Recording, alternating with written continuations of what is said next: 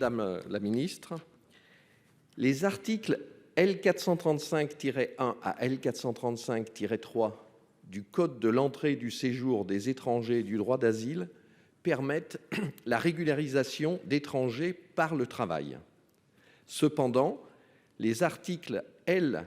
8251-1 et L. 8256-8 du Code du travail prévoient de lourdes peines à l'encontre des employeurs qui recrutent des étrangers en situation irrégulière.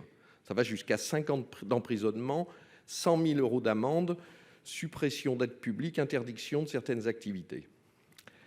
Dans un contexte de tension sur l'emploi dans certaines activités qui peinent à recruter, bâtiments, hôtellerie, restauration, transport, aide à la personne, n'est-il pas temps de faire évoluer ces règles en permettant un recrutement temporaire plus facile pour répondre aux besoins de main-d'œuvre? Deuxièmement, contrôler plus facilement les étrangers non régularisés le temps de l'instruction administrative de leur situation, en vue soit de leur régularisation, soit du retour dans leur pays d'origine, si telle est la décision. Cela permettra aussi de lutter contre la délinquance de survie et les réseaux qui les exploitent. Et enfin, redonner dignité au traitement de l'immigration de personnes dont certaines ont un remarquable courage pour assurer leur survie. Ça concerne entre 600 000 et 700 000 le nombre de personnes en situation irrégulière sur le territoire français, d'après ce que le ministre de l'Intérieur avait annoncé en novembre 2021. Madame la ministre. Madame la présidente, monsieur le sénateur, je vous rappellerai que l'embauche des salariés étrangers induit, vous l'avez cité, un certain nombre d'obligations pour l'employeur, qui ont notamment pour objet de s'assurer que l'entreprise n'exploite pas des travailleurs migrants. Conformément au décret du 31 mars 2021, l'entreprise doit notamment déposer une autorisation de travail en ligne sur une plateforme qui est dédiée. Elle doit également s'acquitter sous certaines conditions d'une taxe à payer dans les 3 mois suivant la délivrance de l'autorisation de travail. Les employeurs sont donc tenus de se conformer à leurs obligations légales et ils acceptent les risques, notamment pénaux, s'ils décident sciemment de contourner la réglementation.